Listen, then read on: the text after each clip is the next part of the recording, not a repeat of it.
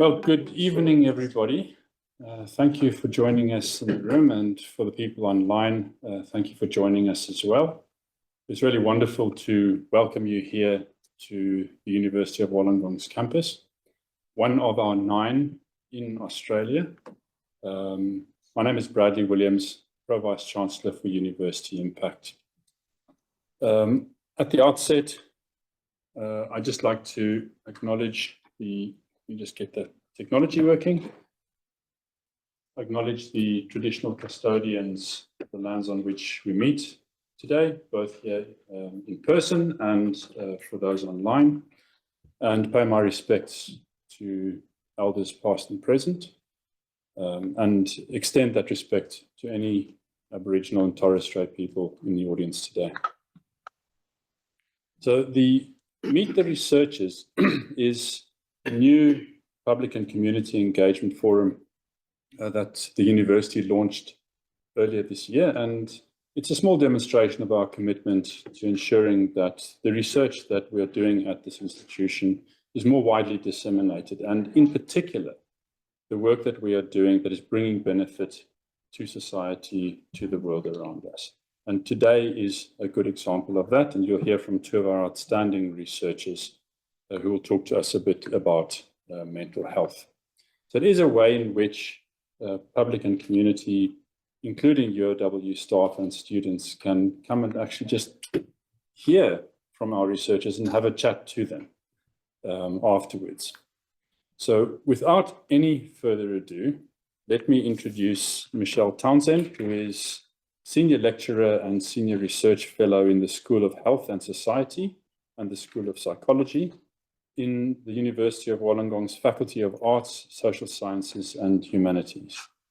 Michelle brings together 2 decades of expertise in responding to adverse childhood experiences.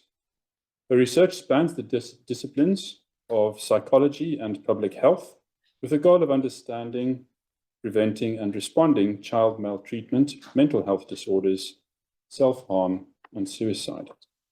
Please join me in welcoming Michelle, who will discuss her work under the title Self-Harm and Suicidal Behaviours in Children, Progressing Our Understanding. Yeah.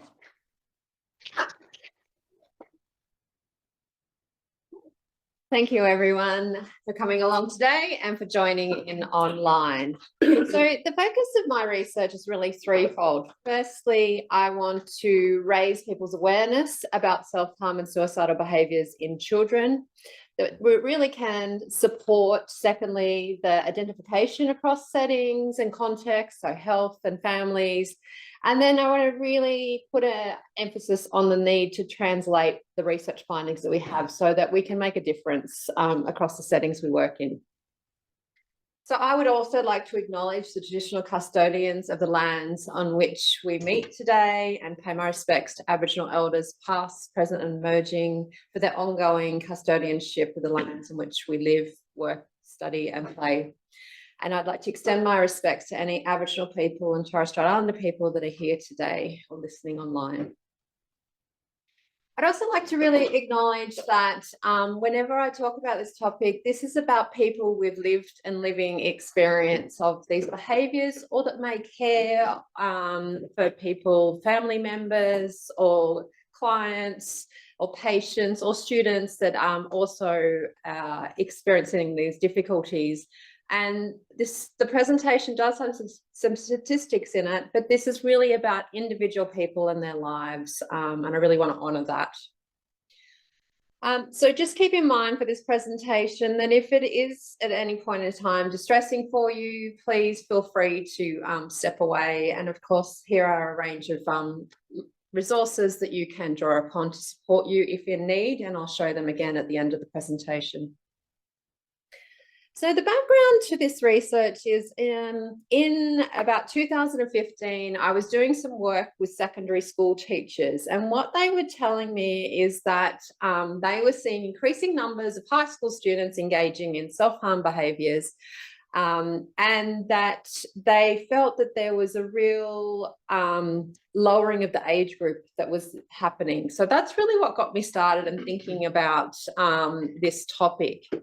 So when I talk about self-harm, I'm really thinking about like a deliberate act of harm that's happening against one's own body, but in the absence of suicidal intent. So it's not to end one's own life. It is more of a way of harming oneself.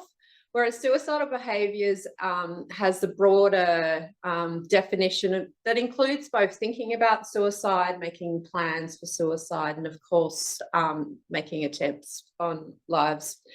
Now, when we think about children that may engage in these behaviours, I consider children to be up to the age of 14, which is the definition that's often used by the Australian government. And there's quite a difference between a 14-year-old child and an 8-year-old child, but both of them may have these same feelings and thoughts. But how we see that exhibit and how they may understand that can be completely different.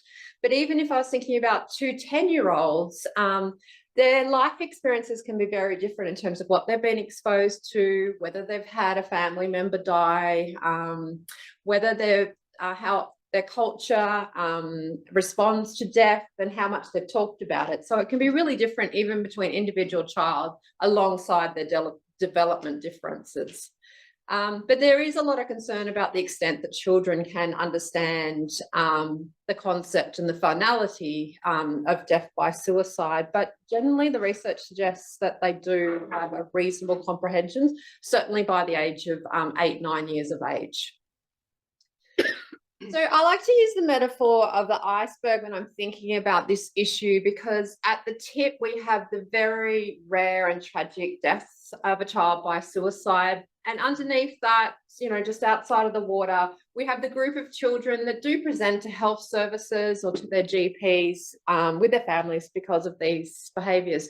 But underneath the water, there's this much broader group of children who we may not be aware of, and even their families and their educators might not be aware of as all. So I think we need to be thinking about all of those groups in terms of the work that we're doing around preventing and intervening.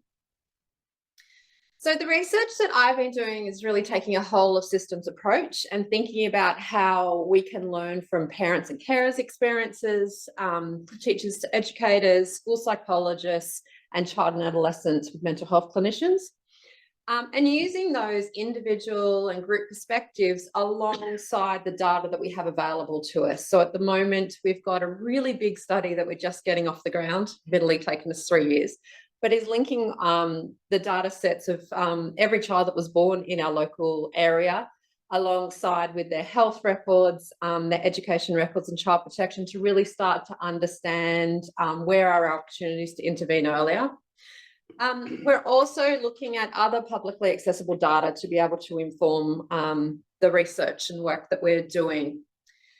So as I said, it started looking at high school teachers and what they were saying about children and the presentations, particularly around self-harm. And they thought that a fifth of all students in high school were engaging in self-harm, that it was increasing, and that the average age of onset was about 12.5 years, which is just really year 7 for many students, and some may still be in primary school.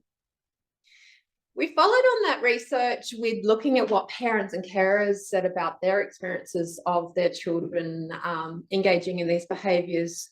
And what we took away from those interviews is that they really struggled to respond. They didn't know how to respond. It was, you know, really challenging for them. Sometimes they talked about the things they did were really unhelpful. And retrospectively, when they look back, they could see early signs of these behaviours, but they didn't know how to intervene. They felt that it was really challenging to find the right place where their child could be referred to get the support that they needed.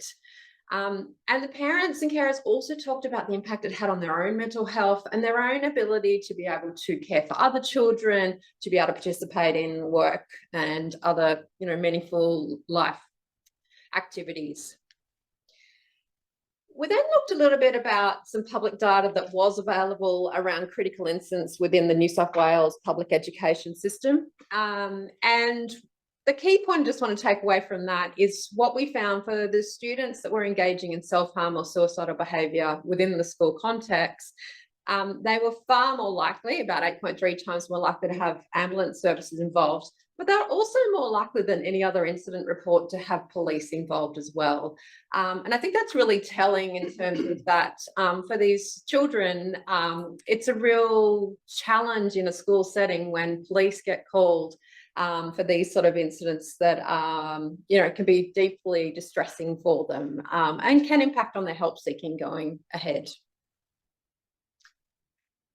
We then talked in depth with school psychologists that were working in primary schools to understand what's their perspective on primary school students' presentations. And they estimated about 6.5% of all of the students in the primary schools, and that was growing, were presenting with thoughts around self-harm or suicidal behaviours, and they believe that the average age of onset was between 10 and 11 years, so younger again.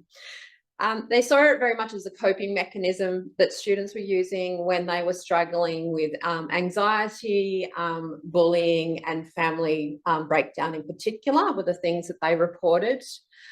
And the challenge they had is they felt really limited in the support they could provide. School psychologists are sometimes only in a school, for 1 day a week or 1 day a fortnight. So that was challenging for them. And they saw real gaps in the knowledge of educators in the primary school setting, as well as parents and carers as well. So the final piece of work more recently I've done was interviews with child and adolescent mental health clinicians to see the sort of perspective they have about the presentations they're getting. And they talked about how the behaviours are different in children compared to adolescents often that they're seeing, but really felt that there was gaps in the services they could provide. Like there's a lot of emphasis on services for the adolescent population for these sort of behaviours, and there's less services available for younger children. They further identified primary school staff do need more support, and working closely with parents is really important. So the final bit of research I just want to talk about is some work that we've been doing in the Illawarra Shoalhaven Local Health District, which runs all the way down to Ulladulla and up to Coaldale. And so we looked at it, this is the period from 2011 to 2019, so pre-COVID, although as I said, the research we're doing at the moment will follow on from this. But we looked at every child that presented to emergency department and then may have gone on to an inpatient admission or been referred to child and adolescent mental health. And you can see with the trajectory of 5 to 12-year-olds, there is been an increase over the period of 2012 to 2019. And I have no doubt from the work we're doing that has continued and possibly gone up a bit higher post-COVID. But the thing that has been really driving this is not so much the increases in self-harm in this age group, but in the 5 to 12-year-olds, it's been increases in presentations for suicidal behaviours, so thoughts about suicide, plans, as well as attempts. And this research really is in line with the international evidence that we have, which says, well, at least in Australia, we know that between about 2.5% and about 6.5% of primary school age students engage in self-harm behaviours. And internationally, a very large systematic review found that about 7.5% of all 6 to 12-year-olds engaged in thoughts about suicide.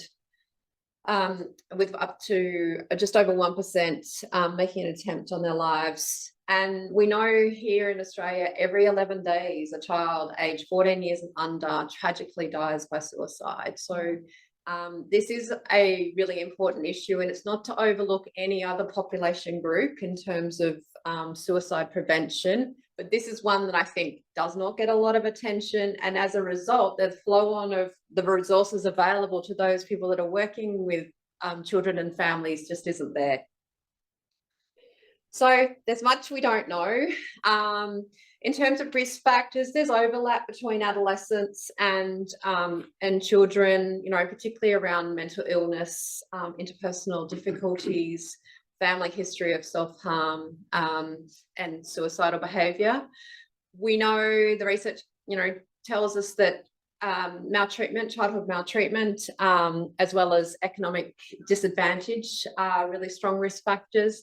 But there has been little work that's done moving on from the just broad risk factors to understanding, I guess, what are some of the precipitating factors that we may need to intervene in terms of reducing risks for children and families. So this is some work that I've been doing based on the research and work with colleagues here in our local community. And so it's a bit of a model to think about suicidal behaviours particularly. And what I'd like to just highlight, so the green at the top is just saying children, or the nature of childhood is changing. It is not the same as when I grew up, or, you know, my children grew up. Our children are growing up as digital natives. They have all gone through COVID-19, and I know we all have. However, a lot of them were going through developmentally critical points in their lives that has been impacted by COVID-19 and by, you know, not being at school, all those sorts of things. We also know that children are really worried increasingly. The surveys nationally show that they're more worried about the future, they're worried about climate change, and they're worried about the wars that are happening around the world and how that may impact on them. Then we have our, you know, which I've talked a little bit about, sort of some of the risk factors around mental health disorders, family breakdown and difficulties there, and childhood maltreatment.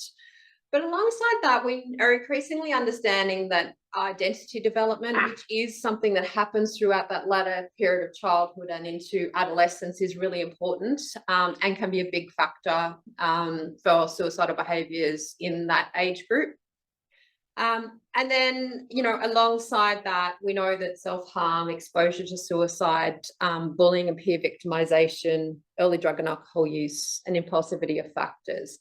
So at the moment, the research we're doing is really trying to understand more about what are these risk factors, what are the ones that we really need to be thinking about, how we can support children and their families with and intervene more effectively.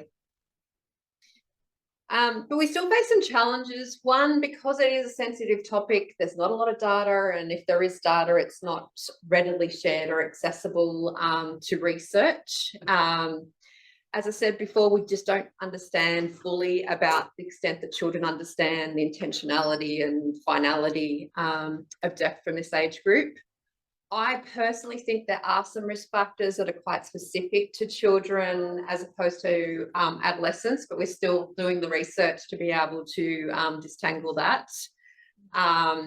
And we don't fully know what's the best ways to be able to assess children in terms of asking what's the right questions that we should be asking them to understand, and what works in terms of treatment for them.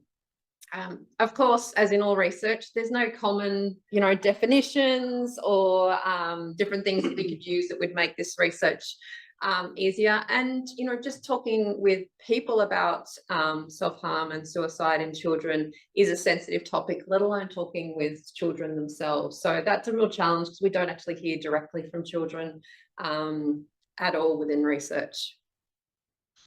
So one of the things we're doing at the moment to address this is we've developed with a team of clinicians, academic experts and people with lived experience, a 26-item questions that has been designed specifically to ask children around self-harm and suicidal behaviours. So we've just submitted that for publication. It's really designed to be sensitive and attuned to building a relationship with children and doing these questions in a really supportive, nurturing environment. It has a series of prompts that can be used by professionals in their work with children. And we're at the point now where we're piloting this assessment early next year, which is really exciting. And the outcomes from this work is really, I guess, to inform resources and clinical guidelines, because, you know, coming back to that iceberg, we really want to work to prevent, of course, death by suicide and hospitalisation, but we also want to be able to prevent those behaviours that are happening that we're really not aware of. But if they are, we want to be able to intervene, identify and intervene as soon as we can with as early as we can. And so that's really what the program of research I'm working on is about, generating new knowledge to be able to intervene and respond to children at risk. Thank you. Yeah, thanks so much, Michelle. So it's such important work, and it's a real testimony to the desire to have evidence-driven and evidence-informed interventions that are based on thoroughly investigated scientific work. So thank you so much for that. Yeah. So it's now open for questions. And so I'll ask if people are online, have any questions, please enter that into the chat function on your Zoom screen. And I'll just open for people in the room. And do you have any questions for Michelle?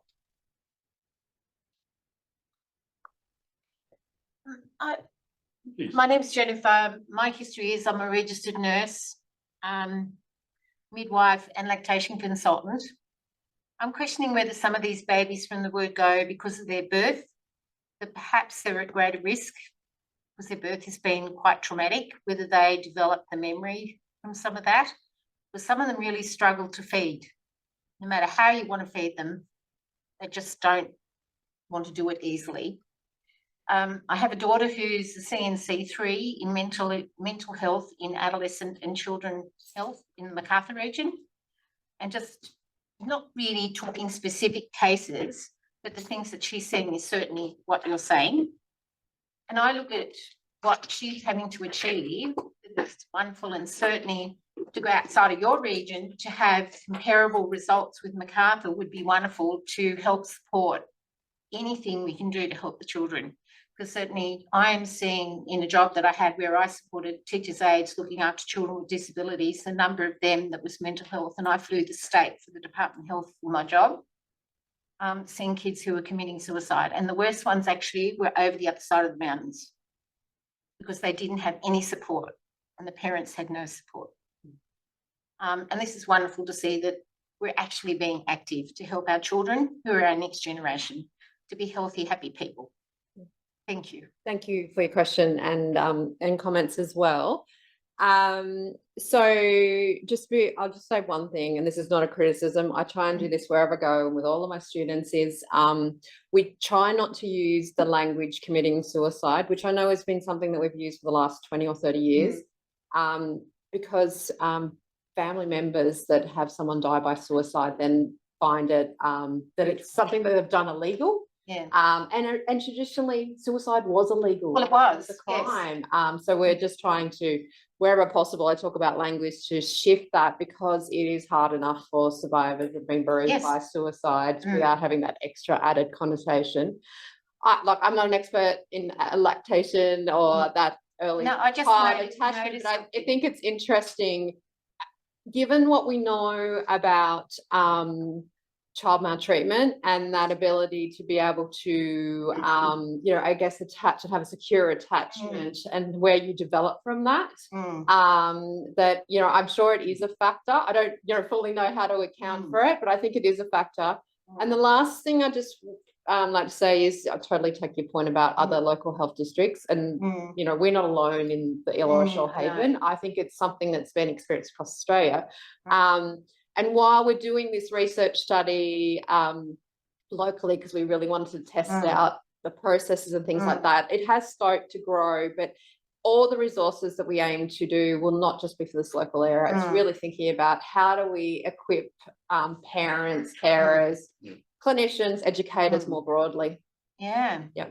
I don't think we can't do enough. Other questions from the room? Yes, please. It seems apparent to me that all children go to school, so that's the place where we should start. And there's so much emphasis these days on academic achievement. Teachers struggle to get through that content. Yes. And it would be, I think, ideal if every day in the classroom there was a 20-minute or whatever put aside, a safe time, where there could be a discussion about things that are worrying children in the classroom. But once again, it's resources, isn't it? Probably an expert would be better to come in and do that counselling, but I can't see that happening. Yeah, I think for me, the challenge, like school is such a perfect site to be able to do, especially in primary school, like to be able to intervene. However, I know that we are going to get to a tipping point where we don't have enough educators to be able to fully staff our schools. And part of that is about this extra burden that we keep adding on, like schools are increasingly becoming the site where they do a whole range of different things, in addition to teaching students all of the basics which we would expect from an education system. So I think it has to be, how can we work with not just expecting teachers, like what other services can we bring in and supports and resources, of course, so that there is scope to be able to use that as a site, because it is a really good one where most children are at, to be able to support them and their families as well. Please. Through your research, have you identified that a barrier for families responding to concerns of these behaviours in children is concerns related to child protection? Yes, so that has come up definitely for families that are particularly may have had, you know, a parent may have had their own experience of child protection, or may have, you know, come to the child protection's you know, through notifications awareness. They do struggle with that seeking of help if they've got, you know, serious concerns that they're not being seen to be parenting or getting help in a way.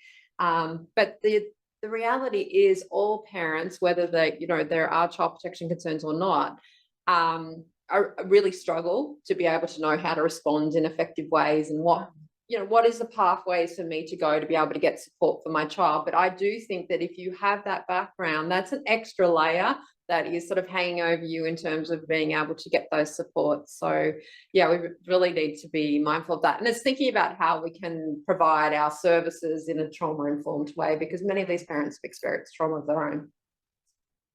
Sarah, are there any online? Oh, yeah. No? Okay, Alfredo.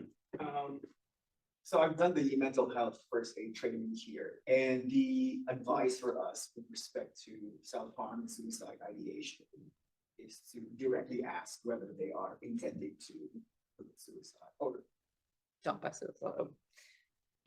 what is the best practice for children? So with children, we would also say ask directly. Absolutely. But you would think about, I guess, the age of the child and their developmental understanding, because you couldn't, you know, ask a child, are they thinking about suicide if they were quite young? So sort of 7, 8, they mightn't have the language of what the word suicide necessarily means. So you might then ask the question more about, are you thinking about hurting yourself? Like, it sounds like you're really upset and things are really hard. Are you thinking about hurting yourself? Like, it'd be great if we all had a, you know, a script, but when it comes to those moments, I think we do our best. But I think part of it is that asking is a good thing. And the research shows that asking means that people feel that they have a space where they can actually share it, whereas without asking, they mightn't have that. No one, yeah. And they may not even tell us. Yeah, it's opening the conversation. It is. It is. And you know, the social taboos have a lot to be answered for, and this is one of them. Yes. And you know, people shun the conversation and avoid it, and that it causes the ideas to fester, whereas we actually want them out in the open. So, any more questions? Yes, please. I just want how giftedness is being, I guess, associated with these behaviours, and whether that would expect somebody, a child with more intelligence, to understand that earlier, whether that's more of a risk or less. But on the other hand, gifted children also can experience like social isolation and whatnot. But I was just wondering about that. Yeah, really interesting question. Something I haven't seen a lot of. Yeah, you can see lots of different reasons why there could be some factors there, but it's not something that's shown up in any of the literature I've read so far or the work that I've done. But I will now be much more mindful of it. So thank you for sharing. Yeah, just to tie in, there may be some difference between intellectual capability and emotional awareness of these things. Just at least as how we can understand it in a quantitative sense to tie that into the statistics. For Yeah. research. Yeah. All right, Michelle, thank you Oh, so one much. more question, Bradley. Okay, one question. Just got one come through online. Yes. All right, please. This is Ask. from Chloe. Where would we sit in the space of discussing suicide with our children at a young age, or versus not being the ones to bring this up? So, Chloe, I'm going to think that we're discussing this in the light of not that there is, I guess, risk or identified factors. Yeah, interesting question. So I think that children are exposed to self-harm and suicidal behaviours at an increasingly young age because firstly, their access to digital devices. So even if it's not, they're on social media, there's still, increasing numbers of song lyrics, music videos that have these concepts included in. If they had been exposed to these behaviours in any way, that certainly would be saying to me that even if they were a bit younger, I'd be starting to having those conversations in a really gentle way. And I think I would, if it was me personally, as a parent, I would be with my younger children more probably having some gentle conversations about death and dying. And then if there was some sort of indication about why there should be a conversation about suicide, well, then I would be having it. But not necessarily using the language suicide in the younger age group. All right, thank you. See if I can also get rid of. And thank you everyone for your interesting questions. I like the thought-provoking. Oh, one question, is there more of one gender than the other? No. Interestingly, unlike adolescents, the presentations between males and females are fairly equal. Yeah. Okay. In that younger age group, unlike whereas in adolescence changes. females are much more likely to present to emergency departments, and unfortunately young men are more likely to Tough it out. suicide. Try to. All right, it now gives me great pleasure to introduce to you our next speaker, who is Associate Professor Alfredo Paloyo, who is an Associate Professor of Economics in the School of Business at the University of Wollongong. His research interest is in the empirical analysis of issues related to human capital, particularly in the fields of labour, health, and education economics. He has published widely in international literature. Today, he'll discuss his findings relating to the influences of prolonged periods of restricted movement and what that means for mental distress, particularly among vulnerable groups, such as young adults, women with young children, and individuals living alone. Alfredo will talk to us on lockdowns damage mental health. Alfredo.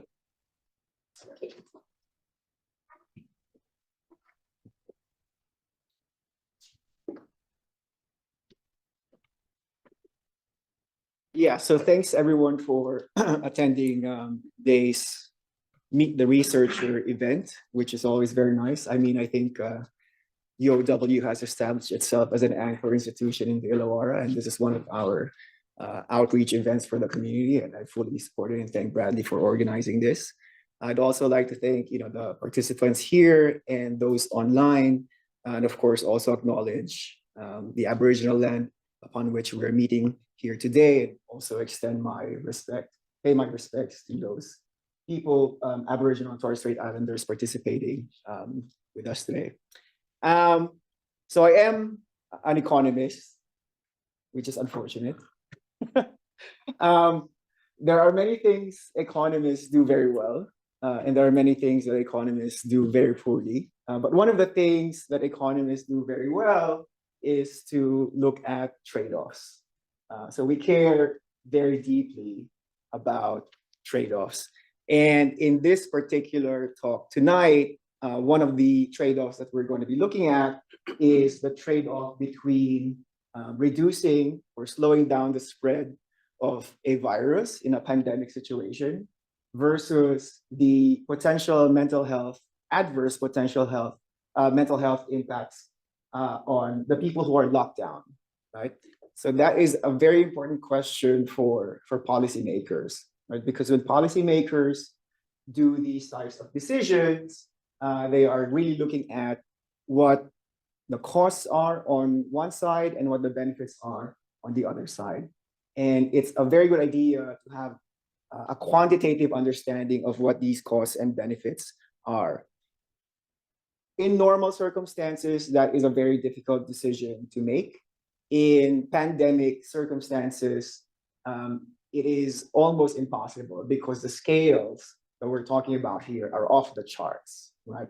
Things that we would normally think are insanely expensive become quite reasonable in a pandemic situation, right? And that is precisely where economists try to contribute to the public conversation and public policy making. Now, the pandemic, this is a very familiar picture for most people here, at least for those who have children. The pandemic kind of made everyone into an expert, right? Everybody suddenly became an epidemiologist. Everybody knew exactly what flattening the curve looked like and what it meant, right? Suddenly everybody became a statistician because they knew false positives and false negatives of rapid antigen tests and PCR tests. People started to make conversations about those things. And homeschooling, suddenly people became experts at homeschooling. And many people experienced firsthand the adverse mental health impact of the lockdowns. Certainly here, we've had our lockdowns here in Wollongong. Our friends in Victoria have had stricter, even longer lockdowns, and in other places all over the world. Our question here is exactly how much did these lockdowns impact mental health? A very important question for policymakers. And can we quantify this impact on mental health? And spoiler alert, I mean, we can, and the impact is actually quite significant. To answer this question, you do need some data. For our purposes here, we use data from the UK only because we have easier access to data from the UK, but the results translate to many other contexts, right? So several other research groups here in Australia have looked at Australian data, but the presentation here will look at UK data. So this is tracking mental health during the pandemic, pre-COVID-19, and then we progressed that over time until we reach September 2021. This is coming from what is called the Understanding Society survey in the UK. It's about 40,000 households followed over time, repeatedly questioned about several things.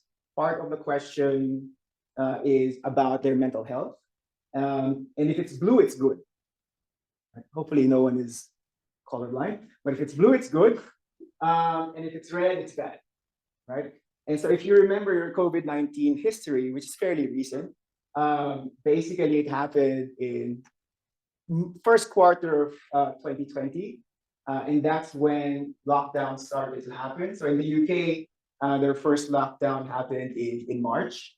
And the first data that came in was in April 2020. That's the second chart there. And it switches immediately from blue to red, right? People are just not mentally well during the lockdown period. That's coming from a questionnaire called the General Health Questionnaire 12, which is a set of 12 questions that asks you about whether you are in control of your life, if you're feeling anxious, if you're having trouble sleeping. So you collect all of that information, you put it into some kind of composite measure, and then you can follow people over time, right?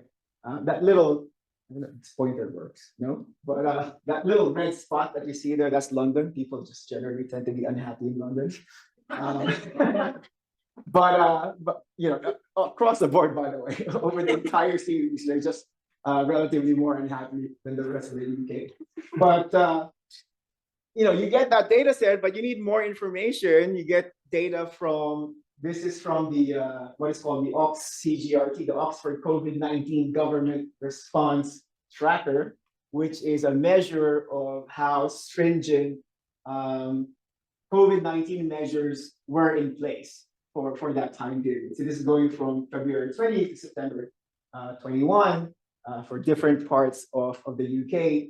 This is a composite measure of things like whether schools were closed, whether there were stay-at-home orders, whether people were forced to work from home. And the only thing that you need to kind of know from this graph is that if it's darker, then there are more stringent measures. And we put that together with another data set. Economists like working with data. And this is a very interesting. This is the second time we're doing this presentation, Michelle and I. I asked this question in Vega, and everybody thought I was a stupid person because I asked the question, who has a cell phone? And then, of course, everybody has a cell phone these days.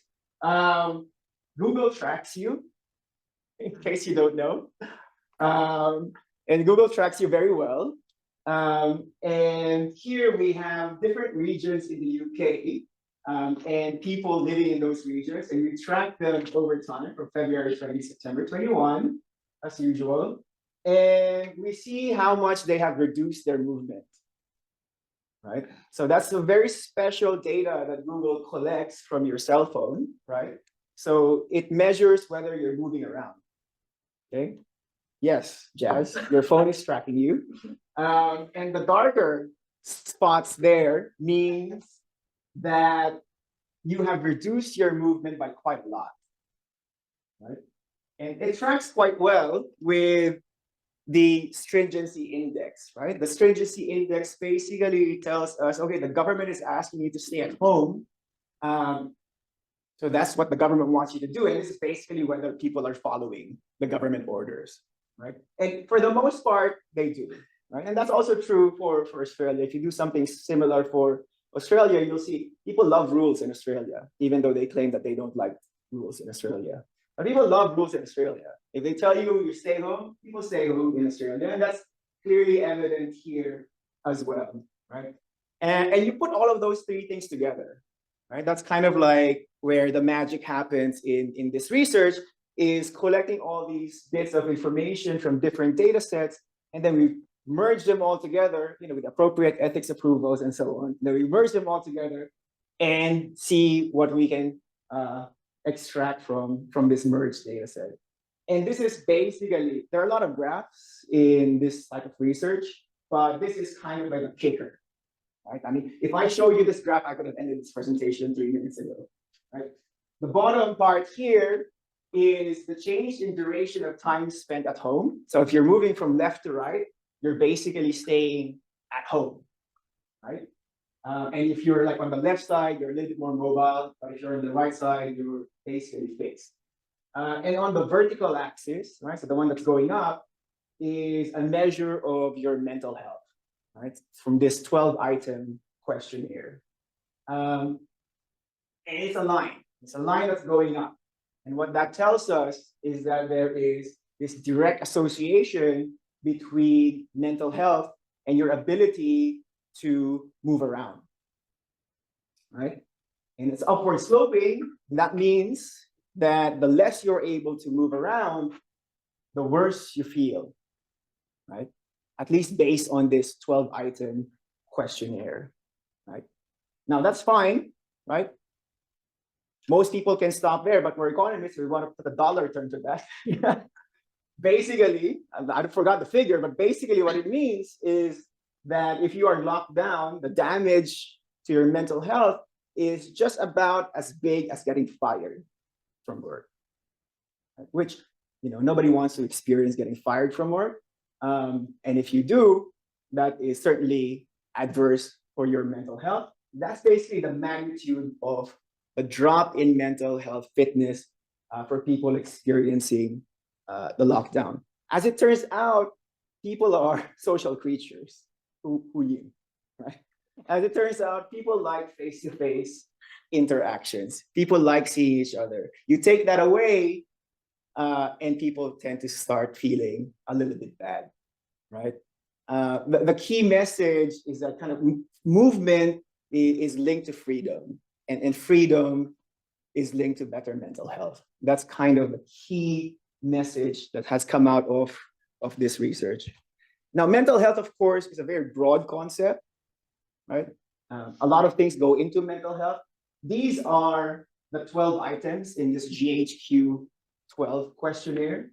And so you can break that apart and look at the impact on different components of mental health. And then you can ask yourself the question, okay, there's an adverse impact on mental health. Which exactly about mental health are we talking about here?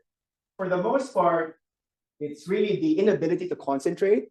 So being in a lockdown type of situation, you lose your ability to concentrate. You have the inability to make decisions. Right? You struggle to make decisions. And also the inability to enjoy day-to-day activities. Right? So simple questions like, what am I going to have for dinner? Has kind of like paralyzed you during this lockdown. Michelle can correct me if I'm wrong. I think psychologists call this decision fatigue, right? It's just, there's no way I can get out of this very mundane situation where I'm trying to decide what to eat for dinner and I'm struggling to make that decision. And then you compound that over time, right? Because the lockdown is not your lockdown for one day or for a weekend. The lockdown is compounded over time, months upon months, at least in Victoria, and here, at least a couple of months. Right? So you're compounding this inability to make decisions over time, and people are just getting kind of not happy. Let's put it that way, right? The impacts are also what economists would say heterogeneous, which basically means not everybody experiences it the same way. I'm not going to go through this, but I will tell you this, right? If you are young, a woman, and with children, congratulations. You are in the front lines of the mental health battle, right? Or maybe commiserations, right? Because suddenly what has happened to this particular group of people is that now they are juggling work, home life, schooling of their children, which, by the way, they were all doing anyway pre-pandemic, but now it's in an enclosed space and without access to the usual support that they have, right? If you recall, we cannot even cross state borders. Sometimes there was a period of time we couldn't even cross local government areas, right? So where is this parent who will now come in and help you take care of your child? Not possible, right? And one of my, shouldn't say favorite stories, but one of the stories that I like to share about this period, and Bradley and Michelle know this, and Sarah as well, is I've had grown men like call me, right, crying because they simply could not teach their children fractions. Yep. They could not. They would say, Alfredo, I love my children, but my God, absolutely not a happy period for these people who actually kind of like weathered the storm pretty well. Older people who are married with no children living in the household, right? Maybe because the years of marriage have kind of like prepared them for that, or maybe they had, there were no kids, so maybe they had other coping strategies, that kept them busy. No kids. They're gone. Let's go.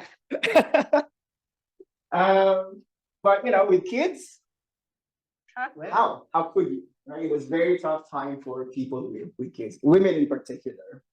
So it was a dark time, right? Even for me, I mean, I didn't experience it as much as I would imagine the people in this data set, but it was also tough for me personally. I live here, my family is all over the world, lockdown Australia, nobody could go anywhere. Tough period. But I knew as an economist what the trade-offs were. exactly what the policymakers were trading off one for the other, right? So I knew in my heart that even though it was tough for me personally, if I were the policymaker, I would have landed where we landed, right? And so the key message of this type of research is not that lockdowns are bad. Please don't misunderstand, right? It is only to highlight that there are trade-offs to be made here. And they are real trade-offs, not some fancy, oh, people are just going to be sad.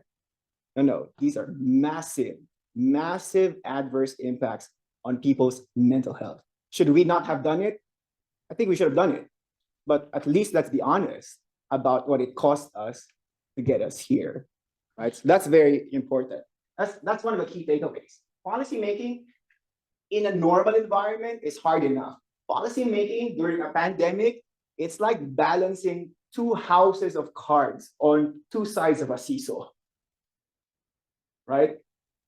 If you misalign that, both of those houses of cards will collapse. It is that hard to do policy making in a pandemic because the scale that we are talking about here is huge. Under normal circumstances, job seeker would not have been that big, right? It's so expensive. But under pandemic times, cheap, right? Under normal circumstances, we should not have ordered so many vaccines, right? Under normal circumstances, expensive. We weren't sure whether they were going to be effective. Those were advanced purchase orders, right? We would buy them, not even sure whether they would be effective, right? But cheap in hindsight, because the scale of the pandemic was huge. What we were trading off is like people in Madrid in ice rinks, bodies, right? That is what was being traded off. And so in hindsight, like even during the pandemic, like billions, sure, here you go, we'll buy. We don't know whether they'll be effective, right? It's hard to do policy making when there is a pandemic. But there is opportunity here because there's a lot of data that we can use, right? The surveys, importantly, how people are moving, right? We don't even have to ask people, just look at their phones, right? That's fine. And yes, they're painful, some feel it more than others, but because of this new information, we've learned quite a bit, we can now understand a little bit more the nuance, we can have targeted support to the most vulnerable, right? And that saves us some money, right? I'll end here. I promise, Brad. I'll end here. Epidemics end, right? Pandemics end, no problem, right? How we get there matters, right? Because it kind of like defines us as a society. The pandemic will end either with everybody dead, right? Or we save people. How we save people matters a lot. And economists can contribute to that conversation because we know exactly how to make these trade-offs and how to advise governments in making these trade-offs. So I'll end there. Thank you. Oh, that's right, I forgot. It's certainly not an easy task. Even just as we've heard from two different perspectives this evening, the presentation of mental distress and of mental health conditions can vary quite widely. It's quite different to when people are presenting with a broken finger. So you can imagine that if each person who was in lockdown had a broken finger instead of mental health, it would have caused major issues across the nation. And would we have tolerated it? Maybe not. But it's quite difficult in the mental health space. So I'd now like to open the presentation for questions, and maybe we'll go online first. Are there any questions online, Sarah? No, not yet. Not at the moment. All right. So any questions for Alfredo from the room? Yeah, I was curious. I mean, have there been any lessons learned if there are, or when there's a future pandemic, about how governments can either prepare so that those lockdowns are less impactful or kind of mitigate the impact a lot, actually. I was just in a book launch last night about Australia's pandemic exceptionalism, both good and bad. So there are a lot of lessons. We had to do what is called a non-pharmaceutical intervention, the lockdown, because we didn't have vaccines, right? And we now know that a rapid way of introducing vaccines into the market is through these mRNA vaccines. And Australia has committed to creating an mRNA vaccine manufacturing plant here. Although I haven't heard so much about it lately, but I still think it's going through. It's in Victoria, actually.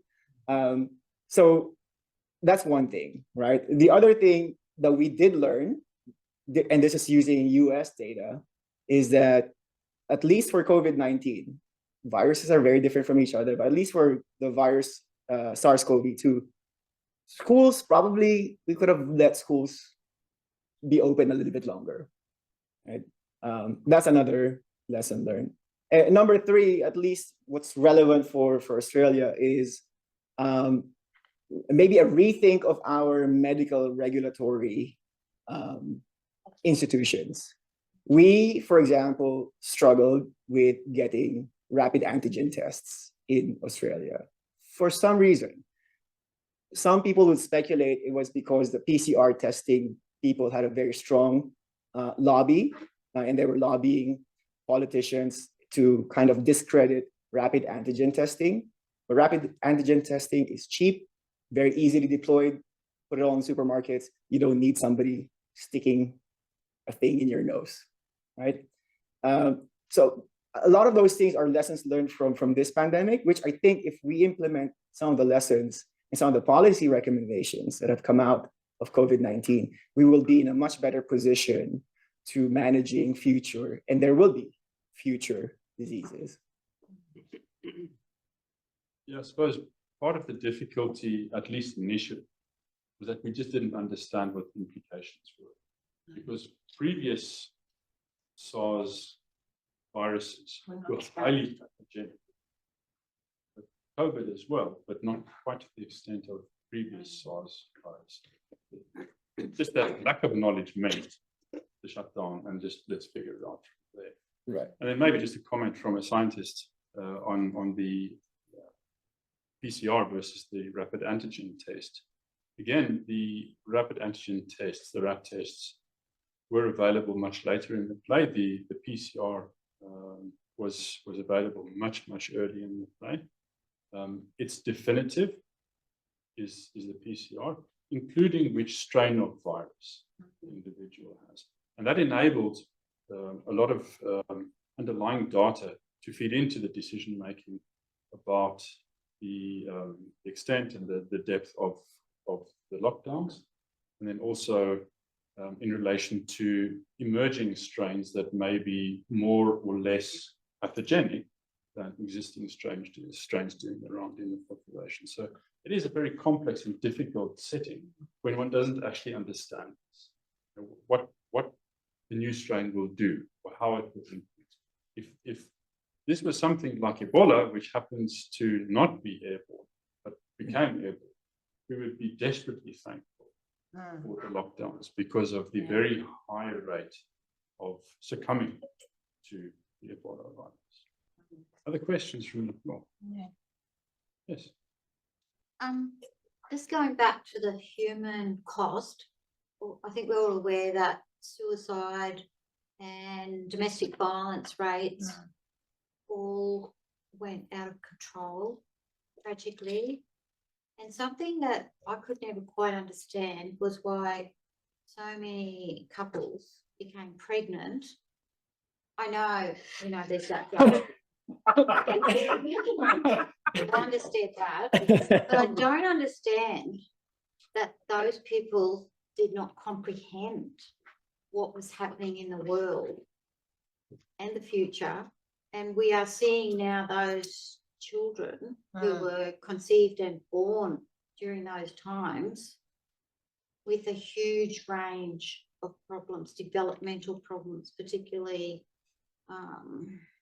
emotionally. Yes. Yeah, I mean, that sort of concerned me really. It showed an indifference.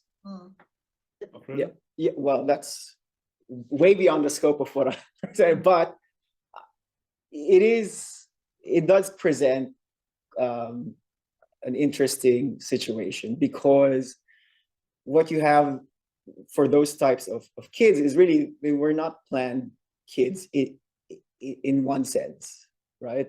I mean, it just so happened that they were in a confined environment, and then they had, nothing else to do, maybe, right? And so Really, see, I would contest that. I would view that as people thought, well, this is going to pass, everything will go back to normal. So, yeah, but that's the thing, right? It's like under normal circumstances, they probably would not have that child at that time period. They would have maybe planned a little bit better.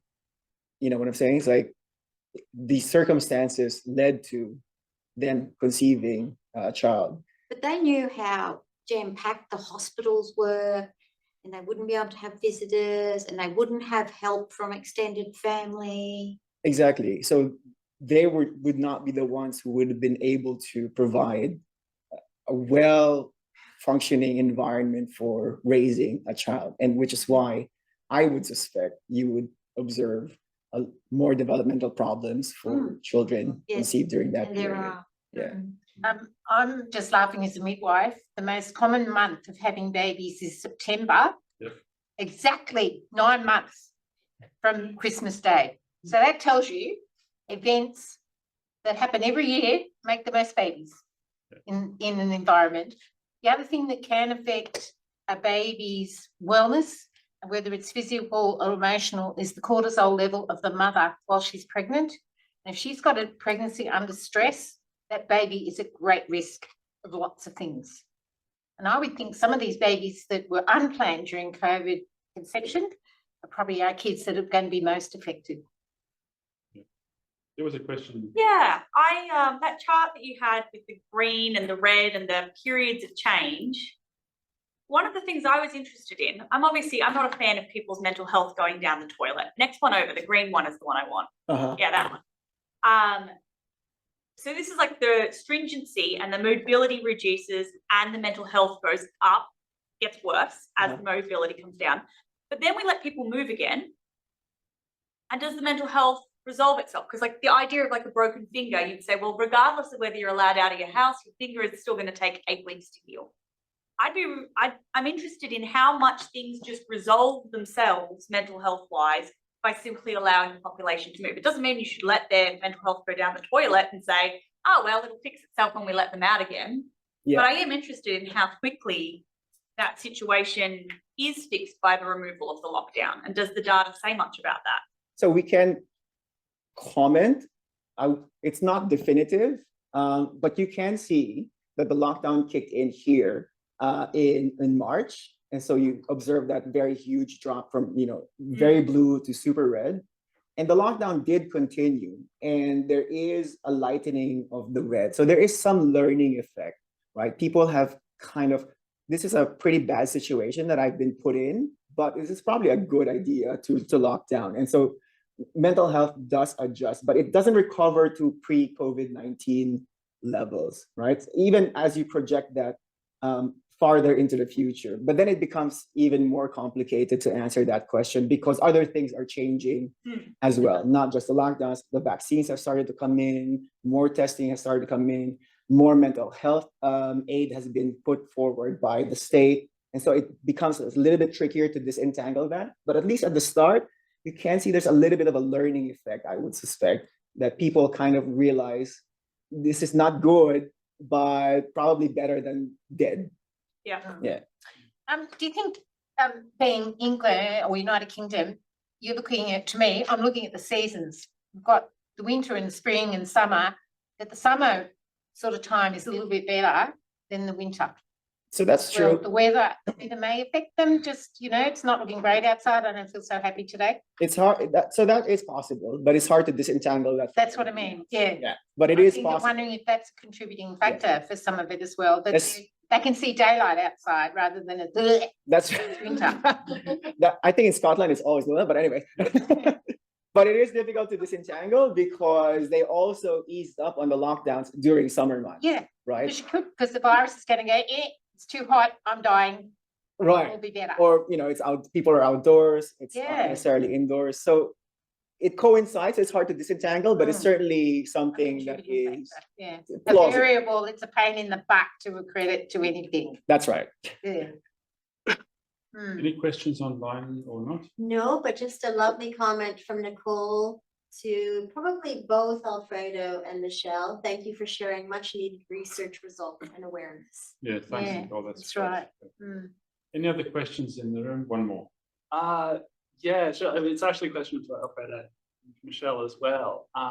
Just around the impact of the lockdowns on suicide rates. Because I think there was a massive expectation that they would rise dramatically, but across the board, there wasn't really a change, at least in Australia, in suicide rates, as far as I know.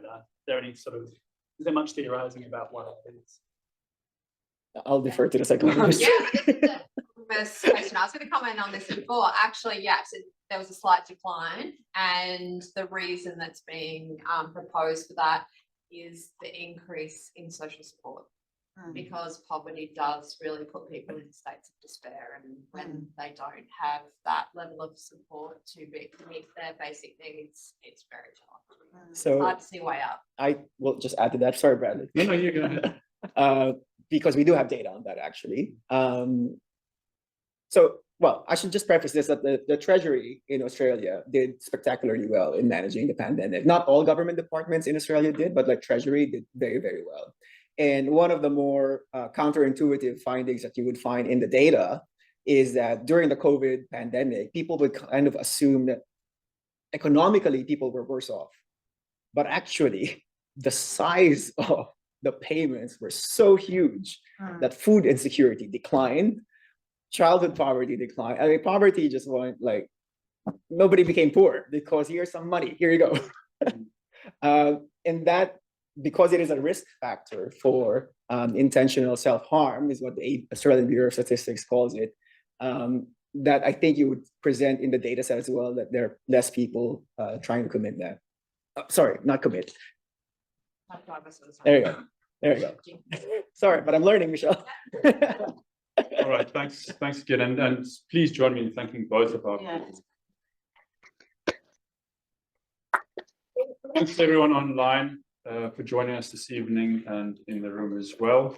And we'll see you next time. And for those in the room, there are some snacks in the front, so please join us for the snacks. Thank you.